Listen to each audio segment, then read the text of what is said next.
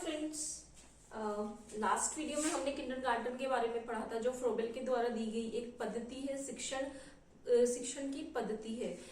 एक बार हम उसका पार्ट सेकंड देख लेते हैं। आज कुछ बेसिक इंपॉर्टेंट पॉइंट्स हैं जो मैंने इसमें कवर किए हैं। तो आज हम पार्ट सेकंड के अंदर उन चीजों को कवर करते हुए चलेंगे जो कल रह गई थी, और कुछ इंपॉर्टेंट चीजें हैं जो पार्ट वन में हम डिस्कस कर ली थी, एक बार सेकंड पार्ट में हम इसको रिपीट कर लेंगे। ठीक है, तो चलिए फिर आज का वीडियो स्टार्ट करते हैं। Let's get started. देखिए, सबसे पहले हमने बात की थी किंडरगार्टन पद्धति की। किसकी बात की थी हमने?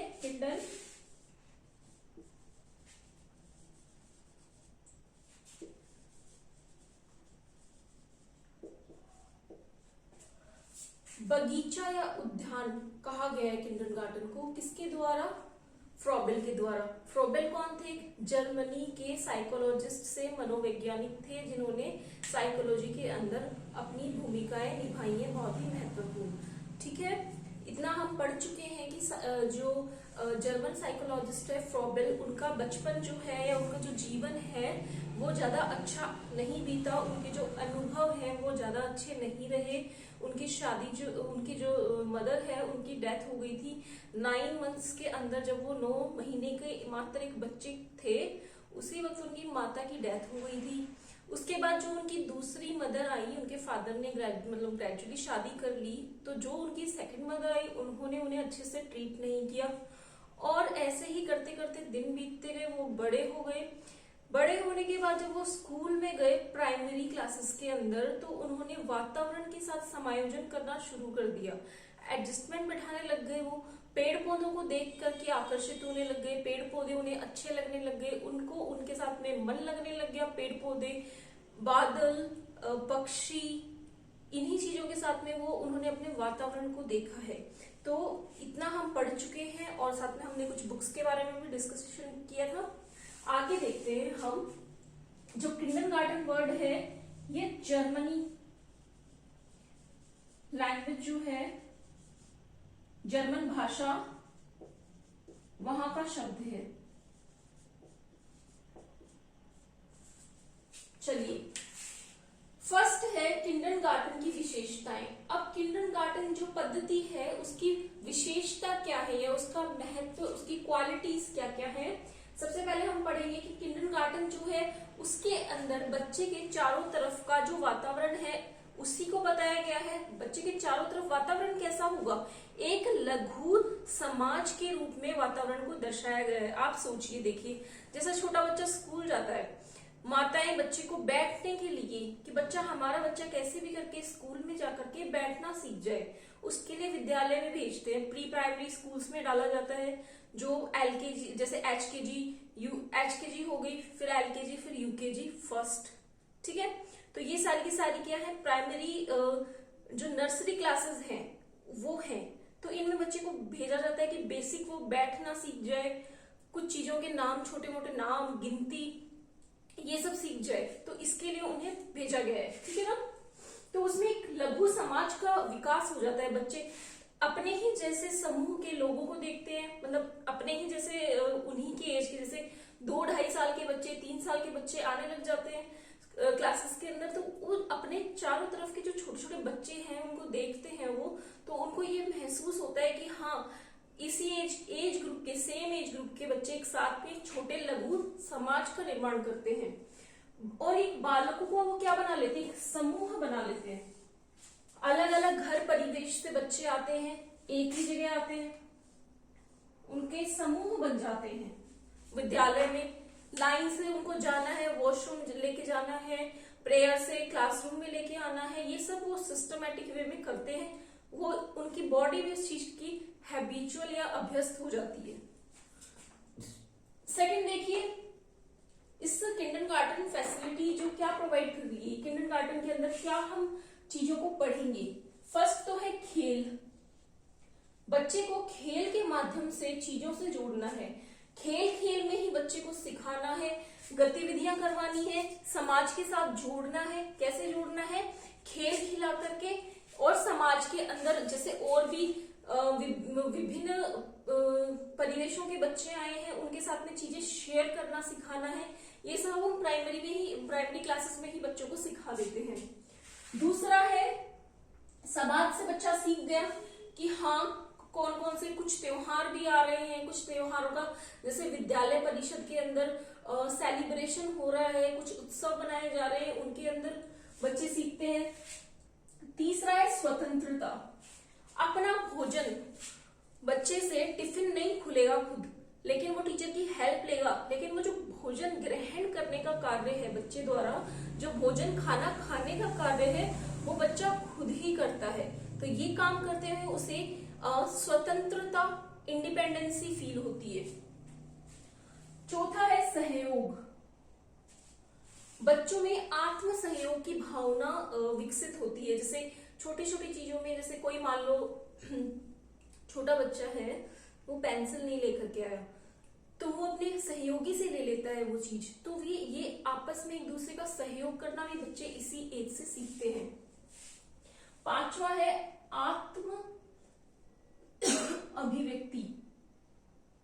आत्म अभिव्यक्ति मतलब अपने आप को एक्सप्रेस करना। जैसे जोनी जोनी यस पापा, ये वाली पोएम बच्चे को सिखा दी, मछली जल की रानी है, ये पोएम बच्चे को सिखा दी, फिर बच्चे को ग्रुप में वो चीजें कराई जाती है, फिर ग्रुप में होने के बाद वो चीजें बच्चा इंडिविजुअली यानी अकेले खड़े होके बच्चा परफॉर्म करेगा।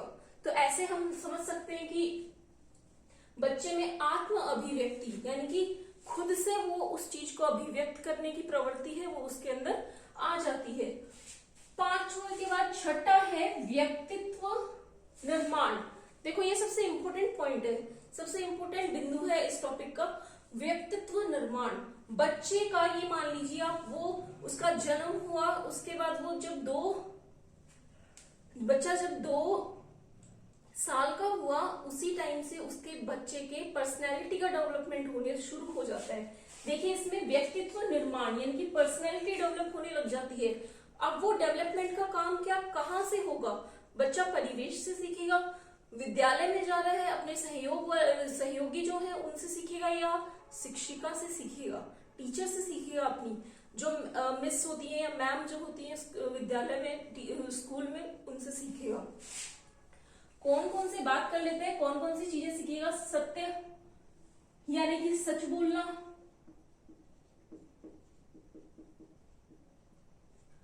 न्याय जस्टिस यानी कि न्याय करना। कोई अगर मान लो किसी बच्चे ने कोई चीज चुरा ली या इस तरह की कोई घटना हो जाती है, तो पनिशमेंट भी इक्वली बच्चे को दिया जाना चाहिए। और ऐसा नहीं होना चाहिए कि बच्चे ने कोई गलती की आप उसको डांट ही नहीं रहे हो, उसको ये नैतिक मूल्य जो है बचपन से ही बच्चे को सिखाए जाने चाहिए। उत्तरदायित्व यानी उसको रिस्पॉन्सिबिलिटी भी दी जानी चाहिए। जैसे कि विद्यालय के अंदर बच्चे को आपने छोटी क्लासेस में भी बच्चों को आप मॉनिटर का रोल दे सकते हैं कि अच्छा बच्चों मैं थोड़ी देर में आ रही हूँ, तुम क्लास का 2 मिनट ध्यान रखो। या टीचर आपस में कोई चीज के लिए बाहर जा रही है तो वो बच्चे को कह के जा सकती है, किसी एक बच्चे को या किसी भी 2 बच्चों को कह के जा सकती है। उससे उनके अंदर उत्तरदायित्व का या रिस्पॉन्सिबिलिटी की जो टेंडेंसी है वो डेवलप होती है। फर्स्ट हम क्लियर कर चुके हैं, हमने इसमें पढ़ा है किंडरगार्टन की विशेषताएं। किंडरगार्टन की विशेषता सबसे महत्वपूर्ण यही है कि ये क्या है, लघु समाज है, एक छोटा रूप है समाज का, और मिनिएचर है किसका, सोसाइटी का, और बालकों का समूह है, मतलब बच्चे अपनी ही एज के ग्रुप के बच्चों के साथ में रहते हैं। इसके अंदर हमने सब पॉइंट्स पढ़े हैं, खेल, समाज, स्वतंत्रता, सहयोग, अभिव्यक्ति, व्यक्तित्व निर्माण। मैंने सिर्फ आपको इस तरह से इस वीडियो में डाले इसलिए क्योंकि क्वेश्चंस आ जाएंगे, 1 लाइनर सेंटेंसेस के क्वेश्चंस आते हैं जिनके अंदर ऑप्शंस आ जाएंगे कि किंडरगार्टन पद्धति की विशेषता है। 4 ऑप्शन दे दिए या ग्रुप ऑफ ऑप्शंस दे दिए, उनमें से आपको सेलेक्ट करना है। तो आपको पता होना चाहिए कि खेल, समाज, स्वतंत्रता, सहयोग, आत्म अभिव्यक्ति और व्यक्तित्व निर्माण। अच्छा, व्यक्तित्व निर्माण में कौन से 3 पहलू इंपॉर्टेंट है? सबसे पहला पहलू है सत्य, दूसरा न्याय, तीसरा उत्तरदायित्व यानी कि सत्य सच बोलना है, न्याय जस्टिस होना चाहिए, बच्चे को पता होना चाहिए कि भाई हाँ अगर वो पनिशमेंट, अगर वो गलती करेगा तो उसको पनिशमेंट मिलेगा, ठीक है। तीसरा है उत्तरदायित्व, दैट इज रिस्पॉन्सिबिलिटी, ठीक है बात। अब हम चलते हैं सेकंड पॉइंट पे। हमें ये पता होना चाहिए कि हमने ये तो पढ़ लिया फ्रॉबेल की जो फ्रॉबेल द्वारा दी गई पद्धति है उसका नाम है किंडरगार्टन मेथड या किंडरगार्टन पद्धति। लेकिन फ्रॉबेल का एक्चुअल में पूरा नाम क्या है? क्वेश्चन में पूछा जा सकता है कि फ्रॉबेल का नाम एक्चुअली में ऑप्शन दे दिए जाएंगे कि कौन सा है। आपको पता होना चाहिए कि Friedrich William August Froebel, Friedrich William August Froebel.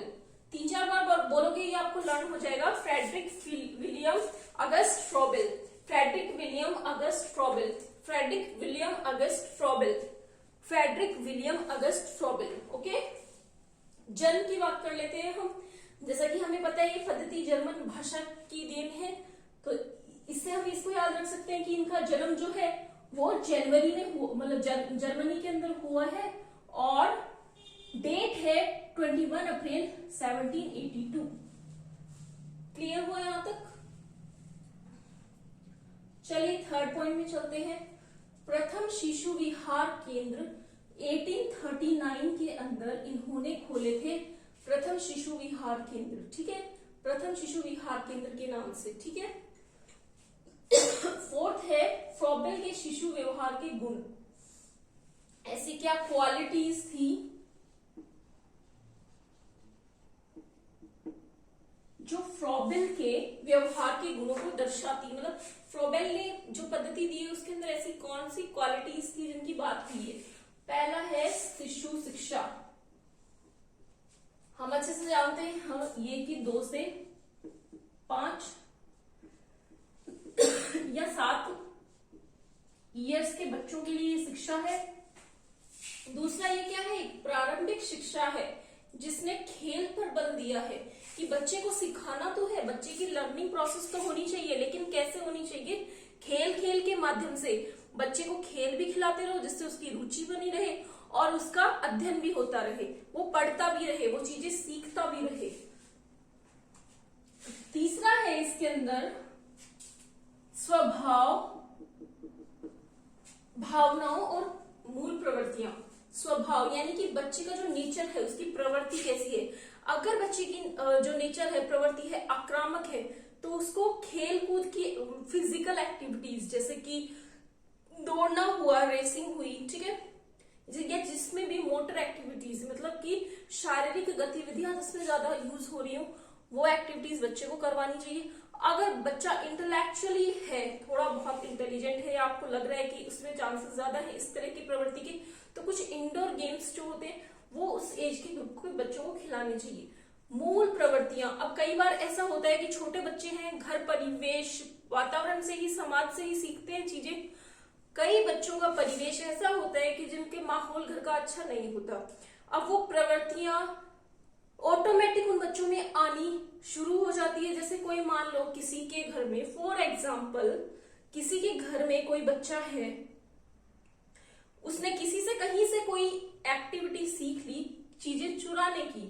अब वो जो चीजें चुराने की एक्टिविटी है वो बच्चा अपनी क्लासरूम के अंदर भी अपनी जो नेबरिंग सीट है उससे या अपने बाजू वाले फ्रेंड से चीजें चुरा रहा है, तो ये क्या हो गई? उसकी प्रवृत्ति बन गई।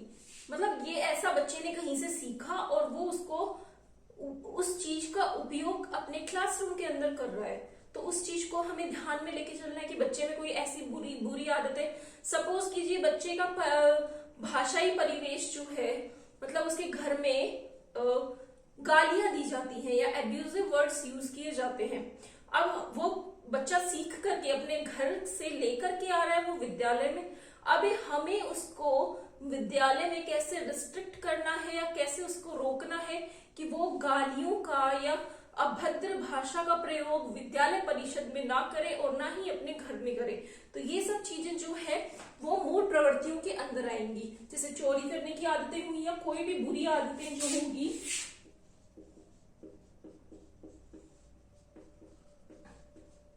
वो इसमें सीखी जाएंगी और मतलब मूल प्रवृत्तियों में बुरी आदतें देखी जाएंगी और उनको रिमूव करना है। एक अच्छे टीचर का यही काम है। नेक्स्ट हम पढ़ लेते हैं कि ये तो सब चीजें, ये ऐसे पॉइंट्स हो गए जो हमें फ्रॉबेल की जो पद्धति है उसके बेनिफिट्स बताते हैं। यहां तक कि जितनी भी आप चाहे तो इसका स्क्रीनशॉट भी ले सकते हैं। यहां तक जितनी भी चीजें हैं ये इसके एडवांटेजेस बताते हैं। यानी कि फायदे बताते हैं। मैं हिंदी के साथ साथ में इंग्लिश भी बताते चलूंगी, क्योंकि कई बच्चे ऐसे भी हैं जो इस कोर्स को 12th के जस्ट बाद करेंगे, जो इंग्लिश मीडियम से भी होंगे, तो उनको फिर डायरेक्ट हिंदी में चीजें समझने में दिक्कत ना आए, इसलिए मैं इंग्लिश भी बोलूंगी और हिंदी भी बोलूंगी। और ऐसी कोई टफ लैंग्वेज नहीं बोल रही हूँ जो आपको समझने में दिक्कत हो। I hope you all understand what I am teaching you in this lecture. Next देखिए लिमिटेशन। लिमिटेशन का मतलब ही क्या होता है? ड्रॉबैक, यानी कि इसकी कमियां, सीमाएं।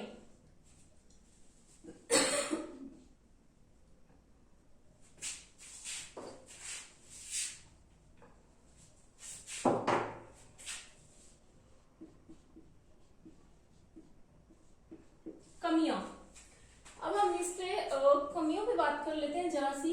आंतरिक विकास पर बहुत कम ध्यान, बच्चे का जो इंटरनल डेवलपमेंट है उस पे फ्रॉबेल ने ज्यादा फोकस नहीं किया, ज्यादा ध्यान बच्चे के आंतरिक विकास पर नहीं दिया, सिर्फ ओवरऑल डेवलपमेंट की बात की है। उपहार साधारण, जो फ्रॉबेल है ये कहते हैं कि बच्चों को जैसे बच्चे ने कुछ काम किया, सपोज बच्चे ने पोएम सुनाई, आपने उसको गुड वेरी गुड बोल दिया, अगली बार बच्चे ने पोएम सुनाई, आपने उसको टॉफी दे दी। अब बार बार बच्चा कोई नई चीज सीखता जा रहा है, आप उसको बार बार टॉफी देते जा रहे हो, तो उसका जो इंटरेस्ट है ना वो डाउन हो जाएगा। उसको लगेगा अच्छा मैं ये काम करूंगा तो मैम तो मुझे टॉफी दे ही देंगी, तो उसका जो इंटरेस्ट लेवल होता है ना वो मतलब मेंटेन नहीं रहता, वो डाउन होता है। उपहार साधारण, सपोज कीजिए टीचर उसको गुड वेरी गुड बोल रही है या तो ज्यादा से ज्यादा टॉफी दे रही है, तो उससे जो उसका इंटरेस्ट लेवल है, यानी कि उसके जो रुचि है उस चीज को, कार्य को प्रगति पर लेके जाने की जो उसकी क्षमता है ना, क्षमता बच्चे में हो सकती है, लेकिन वो उतना प्रेरणा नहीं मिल पा रही बच्चे को उस चीज से। थर्ड है शिशु विहार, व्यक्तिगत अध्ययन की ओर ध्यान नहीं देते।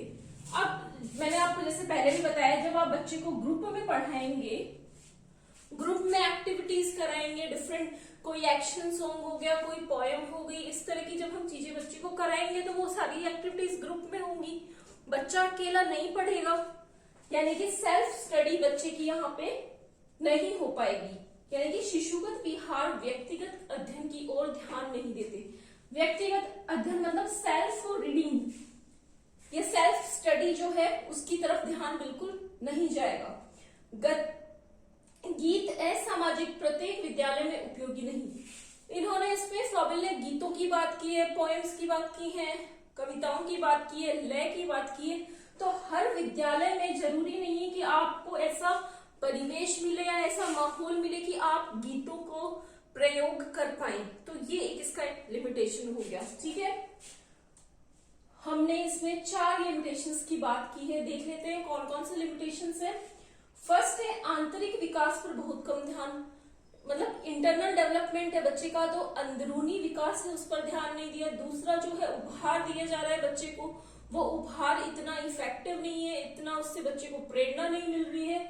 तीसरा है शिशु व्यवहार, जो शिशु विहार है वो व्यक्तिगत अध्ययन की ओर ध्यान नहीं देता। मतलब क्या नहीं दे रहा? व्यक्तिगत अध्ययन की ओर ध्यान, शिशु विहार, क्योंकि बच्चों को ग्रुप में हम पढ़ा रहे हैं, ग्रुप में एक्टिविटीज करा रहे हैं, बच्चा अकेले पढ़ाई नहीं कर पा रहा। गीत असामयिक प्रत्येक विद्यालय में उपयोगी नहीं है। क्लियर हो गया बात? अब हम बात करेंगे कि फ्रॉबेल का आधुनिक शिक्षा का प्रभाव, यानी कि फ्रॉबेल ने आधुनिक शिक्षा जो है, अब हमारी जो नई एजुकेशन पॉलिसी आई है, लेकिन उस टाइम जो फ्रॉबेल थे, जो फ्रॉबेल का जन्म इस टाइम पे हुआ है, मतलब इस टाइम पे फ्रॉबेल का जन्म हुआ है, तो इस टाइम के अंदर मतलब आज से करीब कितने समय पहले ही ये चीज डिस्कशन हो चुका था कि भाई हाँ एक एजुकेशन पॉलिसी की जरूरत है, एक एजुकेशन पॉलिसी की जरूरत है। तो उस एजुकेशन पॉलिसी के अंदर जो है फ्रॉबेल ने जो आधुनिक शिक्षा का प्रभाव दिया है उसको ध्यान में रखने की सबसे ज्यादा जरूरत है। फ्रॉबेल का आधुनिक शिक्षा का प्रभाव, अब फ्रॉबेल का जो आधुनिक शिक्षा का प्रभाव है उसको देख लेते हैं कि क्या प्रभाव पड़ा आधुनिक शिक्षा पे फ्रॉबेल की पंक्ति का। विद्यालय छोटा समाज है, ठीक है, न्यू एजुकेशन पॉलिसी में हमने बच्चे को यही बोला है कि बच्चे, न्यू एजुकेशन पॉलिसी देखिए किस तरफ फोकस करती है कि बच्चे को जो है समाज से जोड़े। बच्चे को किससे जोड़ना है? समाज से, समाज या बाहरी वातावरण से बच्चे को जोड़ना है। ठीक है, नई एजुकेशन पॉलिसी इसी चीज पे फोकस करती है कि विद्यालय जो है वो छोटा समाज है। आत्मविकास, बच्चे का आत्मविकास जो है, डेवलपमेंट कैसे होगा, सेल्फ डेवलपमेंट कैसे होगा? खेल खेल में बच्चे का सेल्फ डेवलपमेंट करना है और वही सबसे ज्यादा उच्च स्थान पर है। देखिए स्वामी विवेकानंद का भी एक कोटेशन है जो हमने स्कूल में कोई फिजिकल एजुकेशन के बुक के अंदर पढ़ा था कि जो हेल्दी बॉडी होती है उसके अंदर हेल्दी माइंड निवास करता है। यानी कि हमारी जो बॉडी है वो हेल्दी होनी चाहिए। और बॉडी हेल्दी कैसे होगी? बच्चे की डिफरेंट एक्टिविटीज करके, गतिविधियां करके, खेल के माध्यम से या व्यायाम करके। आकार, रंग, रूप आदि का ज्ञान। ठीक है, बात समझ में आ गई। आकार यानी कि shapes, triangle, square, circle, square, rectangle. ठीक है, इन सब चीजों का आकार, स्टार, इन सब चीजों का नॉलेज, यानी कि आकार का नॉलेज, रंग का, कलर्स के नेम हो गए। और अगला है समाज को बाहरी, ये तो हो गया, चलो इतना ही है इस वीडियो में। आई होप इस वीडियो में आपका लगभग सारा कवर हो गया। मेन फ्रॉबेल का आपको ध्यान रखना है कि फ्रॉबेल जो है किंडरगार्टन पद्धति उनने दी है। उन्होंने बच्चे को क्या बताया है? सेंटर जो है वो हमारा बच्चा है, टीचर जो है फैसिलिटेटर है, सुविधा दाता है, पौधा जो है वो एक बच्चा है और उस पौधे को सींचने का काम कौन कर रहा है? अध्यापक कर रहा है। और अध्यापक कौन है? यहाँ पे माली है। और बगीचा क्या है? इंस्टीट्यूशन है। ठीक है बात। ये जो इसकी मेन लाइन है वो आपको याद रखनी है। ये इसी लाइन को देख के आ सकता है कि ये किसने कहा है, तो ये फ्रॉबेल ने कहा है। आई होप ये 2 वीडियो के अंदर पूरा लगभग किंडरगार्टन जो पद्धति है वो हो गई है। नेक्स्ट वीडियो में हम नेक्स्ट विधि के साथ मिलते हैं। तब तक के लिए गुड नाइट, टेक केयर।